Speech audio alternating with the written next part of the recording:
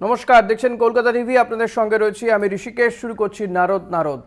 চোপড়ার পর পূর্ব বর্ধমানের জামালপুর তৃণমূলের ডাকা সালিশি সভায় উপস্থিত না হওয়ায় বাড়িতে গিয়ে এক পৌঢ় দম্পতিকে মারধরের অভিযোগের তীর চকদিঘি অঞ্চলের তৃণমূলের সভাপতি আজাদ রহমানের দিকে। মুখ্যমন্ত্রীকে চিঠি দিয়েছেন ওই পৌঢ় দম্পতি। ঠিক কি ঘটেছে দেখব ব্যাপার। চোপড়ার পর পূর্ব বর্ধমানের জামালপুর ফের সালিশি সভার মাতব্বরি।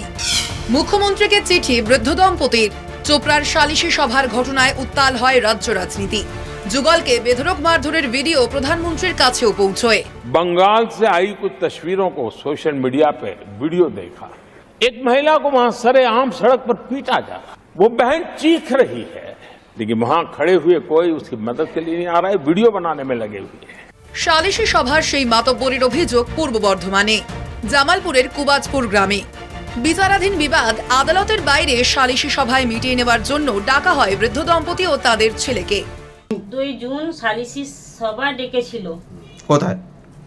আজাদ রহমানের অফিসে। সেটা কোথায়? জায়গাটা কোথায়? চকদিঘি তৃণমূল পার্টি অফিসে। হ্যাঁ, দিয়ে আমরা যাব না বলেছি বলে 14 তারিখে রাতের বেলায় আমাদের মারধর করে। বাড়িতে জুনার 30 ঢুকেছিল দিয়ে রাতের বেলায়। দিয়ে ছেলেকে প্রচন্ড মারধর করে, ওর গলায় পা দিয়ে দাঁড়ায়। দিয়ে ওর বাবা আর আমি আটকাতে যাই বলে, তাই জন্য আমার গলায় আমাকেও মারধর করে, আমার ওর বাবাকেও মারধর করে, আমাকে শ্লীলতাহীন করে। আমার কোর্টে মামলা চলছে দীর্ঘ 6 বছর ধরে। তো এই মামলা আমি কোর্টের মধ্যেই নিষ্পত্তি চাইছি, ঠিক আছে? তো আমি কোনো রকম সালিশি সভায় যেতে চাইনি। এটা 13 তারিখে আমার বাড়িতে ওরা আজাদ রহমানের নির্দেশে ওরা বলে যে আমাদের ঘরে আজাদ রহমান পাঠিয়েছে, ঠিক আছে? আমরা আজাদ রহমান পাঠিয়েছে তাই আমরা এসেছি বলতে, ঠিক আছে? আমার বাড়িতে প্রায় 30 লোক আসে 13 জুন, ঠিক আছে? এবং বলে যে 13 জুন যদি তোমরা না যাও, 14 জুন যদি তোমরা ওই সালিশি সভায় হাজির না হও, তাহলে কিন্তু তোমাদের ভয়ঙ্কর পরিণত হবে। অত্যাচার ও আতঙ্কে অসুস্থ হয়ে বর্ধমান মেডিকেল কলেজ হাসপাতালে চিকিৎসাধীন বৃদ্ধ। ন্যায় বিচার পাওয়ার আশায় মুখ্যমন্ত্রীকে চিঠি লিখেছে পরিবার। চিঠি লিখেছেন জেলা শাসক ও পুলিশ সুপারকেও। আমরা মুখ্যমন্ত্রী মমতা ব্যানার্জিকে আর এসপি ডিএম সবাইকে জানিয়েছেন? সবাইকে আমরা জানিয়েছি। আপনারা কি চাইছেন? আমরা এখন চাইছি যে আমরা সুস্থভাবে ভালোভাবে আমরা যেন বাড়িতে বসবাস করতে পারি। ঘটনা প্রকাশ্যে আসতেই তোলপাড় রাজ্য রাজনীতি। প্রতিবাদে সরব বিরোধীরা। এই বাংলায় তৃণমূল কংগ্রেস বিচার ব্যবস্থাকে, আইনি ব্যবস্থাকে নিজের হাতে তুলে নিতে চাইছে। পশ্চিমবঙ্গের বিভিন্ন দিকে এই ধরনের ঘটনা ঘটছে। এমনকি এই বাংলার একজন তৃণমূলের বিধায়ককে বলতে শোনা গেছে যে এই তৃণমূলের আমলে মমতা ব্যানার্জির নেতৃত্বে একটা ইসলামিক শাসন চলছে পশ্চিমবঙ্গে। আর সেই শাসনেরই একটা উজ্জ্বল দৃষ্টান্ত আমরা দেখতে পেলাম এই জামালপুরের চকদিঘি এলাকায়। বিচারাধীন কোনো বিষয় কখনোই কেউ সালিশি সভা বা ডাকতে পারে না, সে গ্রামেই হোক পঞ্চায়েতই হোক যেখানে হোক ডাকতে পারে না। তা এটা তো একটা অন্যায়। যদিও এই সমস্ত অভিযোগ অস্বীকার করেছেন চকদিঘি অঞ্চল তৃণমূল সভাপতি। আর যে অভিযোগটা ওরা করেছে সম্পূর্ণ ভিত্তিহীন অভিযোগ। এই বিষয়ে আমি কিছু জানি না। আমি অঞ্চল পার্টির বিষয়ে কোনো মীমাংসাও ডাকিনি, কারণ আমার কাছে যতদূর খবর আছে এটা কোর্টে মামলা চলছে। আর যেটা 14 তারিখে আপনি বললেন যে একটা ঝামেলা হয়েছে, সেটা তো গ্রাম্য ঝামেলা, আমি খবর পেয়েছি। এই বিষয়ে আমি কিছু জানি না। উনি যে অভিযোগ করেছেন সম্পূর্ণ মিথ্যা। পুলিশের কাছে অভিযোগ জানিয়ে কোনো লাভ হয়নি। বাধ্য হয়ে তাই চিঠি মুখ্যমন্ত্রীকে। ন্যায় বিচার কি এবার পাওয়া যাবে? বিচারের অপেক্ষায় দম্পতি। চন্দন সেনগুপ্ত ও কুণাল চট্টোপাধ্যায়ের রিপোর্ট, কলকাতা টিভি।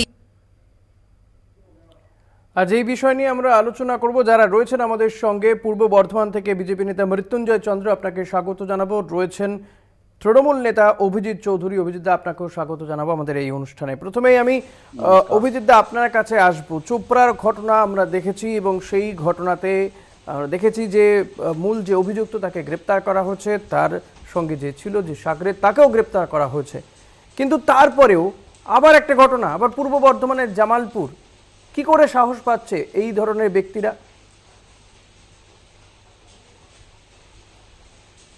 প্রথমেই বলি যে যদি এরকম ঘটনা ঘটে থাকে তাহলে প্রথমে আমি সেগুলো নিন্দা করছি। কারণ পশ্চিমবাংলায় মমতা বন্দ্যোপাধ্যায়ের শাসনকালে এখানে পশ্চিমবাংলায় আইনের শাসন চলে, এবং যদি কোনো ঘটনা ঘটে বা অভিজিৎদার কথা শোনা যাচ্ছে না। আমি মৃত্যুঞ্জয় দার কাছে যাব। মৃত্যুঞ্জয় দা, যদিও যেটুকু কথা অভিজিৎ দার শোনা গেল, তিনি এই ঘটনার নিন্দা করেছেন, পাশাপাশি তার বক্তব্য পশ্চিমবঙ্গে আইনের শাসন চলছে, কিন্তু একের পর এক ঘটনা দেখা যাচ্ছে, আপনাদের কি মনে হচ্ছে? পশ্চিমবঙ্গে যে আইনের শাসন নেই সেটা বাংলার মানুষ জানে, আর এই ঘটনাগুলো তা প্রমাণ দিচ্ছে যে পশ্চিমবঙ্গে কোনো আইনের শাসন নেই। আর এই ঘটনার নিন্দা করে কি হবে বলুন তো? জুতো মেরে গরুদান করে লাভ আছে কিছু? যেভাবে ওই হাসনারা বিবির ওপর অত্যাচার হয়েছে, তার স্বামীকে মারধর করা হয়েছে, তার ছেলেকে ফেলে গলায় পা দিয়ে প্রাণে মেরে ফেলার চেষ্টা হয়েছে, এবং এটা হয়েছে ওখানকার তৃণমূলের অঞ্চল সভাপতি যিনি আছেন তৃণমূল কংগ্রেসের, তার নেতৃত্বে।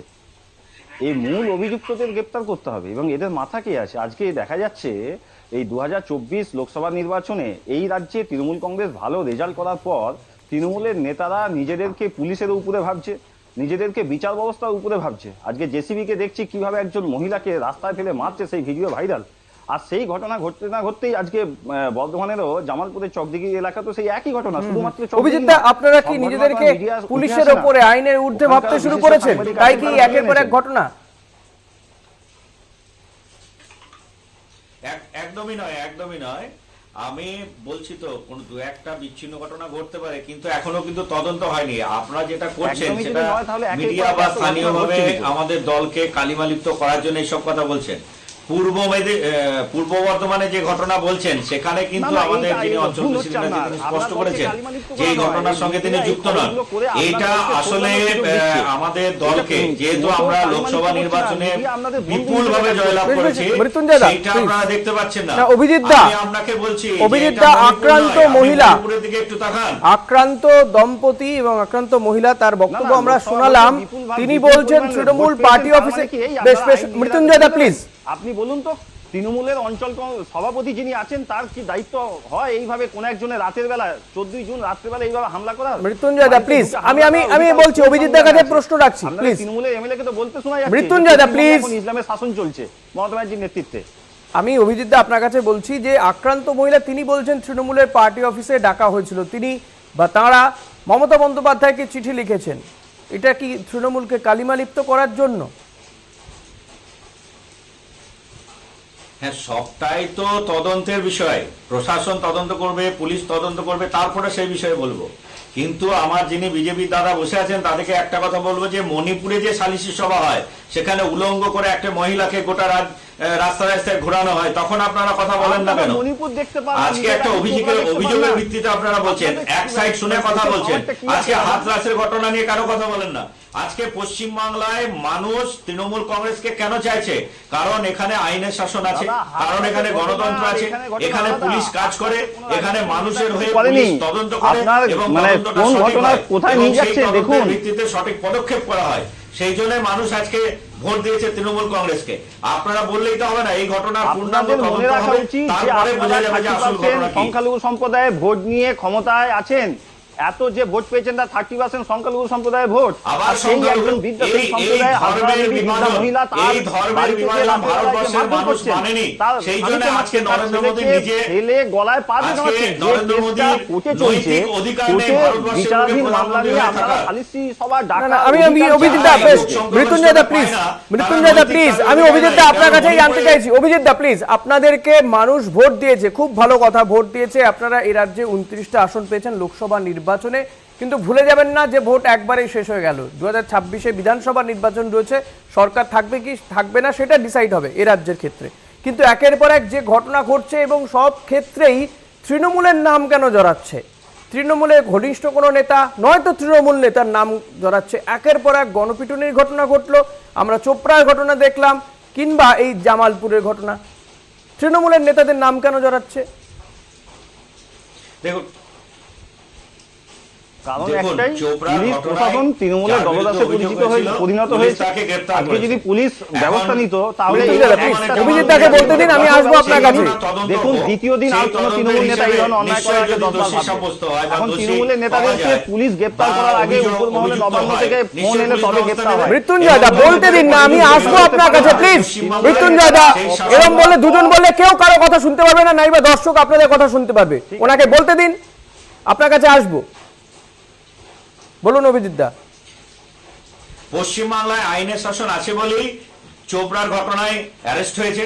যদি দেখা যায় যে পূর্ব বর্ধমানে জামালপুরের ঘটনায় কোনো অভিযোগ পড়ে, নিশ্চয়ই সেই জন্য পুলিশ ব্যবস্থা নেবে। কিন্তু আমরা যদি উত্তরপ্রদেশ, গুজরাট বা মধ্যপ্রদেশ বা বিশেষ করে মণিপুর, এই যে উত্তর পূর্ব যে রাজ্যগুলো আছে সেগুলোকে যদি দেখি, দাদা আপনারা এই ঠিক আছে, এখন তো ন্যাশনাল ইস্যু নিয়ে কথা হচ্ছে না, এই ইস্যুগুলো তো গুরুত্বপূর্ণ। মানুষ তো আপনাদের ভোট দিয়েছে রাজ্যে সুশাসন পাবে বলে, তাই না? রাজ্যে সুশাসন পাবে বলে মানুষ আপনাদের ভোট দিয়েছে, বিজেপিকে ভোট দেয়নি, তাই তো? সরকার, রাজ্য সরকার, আপনারা বারবার যদি উত্তরপ্রদেশ, গুজরাটে চলে যান, এই নিয়ে আমরা নিঃসন্দেহে আলোচনা করবো।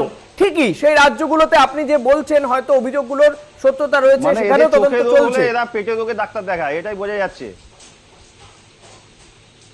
মৃত্যুঞ্জয় দা, আমি আপনার কাছেই আসবো। অভিজিৎ দা প্লিজ, এবার আপনি একটু থামুন। আমি মৃত্যুঞ্জয় দা আপনার কাছে আসবো। এই জায়গাতে এই যে আপনারা দেখছেন একের পর এক ঘটনা ঘটছে, আপনাদের তো এখন কোনো আন্দোলন নেই, কার্যত হিমঘরে আপনারা, লোকসভা নির্বাচনের পরে আপনারা কার্যত হিমঘরে। মাঝে হয়তো বিরোধী দলনেতা এক আধবার প্রেস কনফারেন্স করছেন, কিন্তু একের পর এক ঘটনা ঘটে যাচ্ছে, আপনারা বলছেন।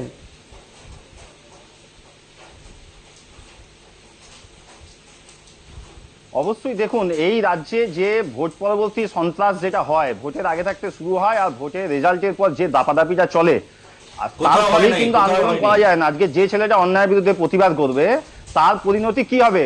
আপনাকে আমি দায়িত্ব নিয়ে বলছি, বর্ধমান জেলায় কত বিজেপি কর্মীকে তাদের কাজ থেকে ছাড়িয়ে দেওয়া হয়েছে আপনি জানেন?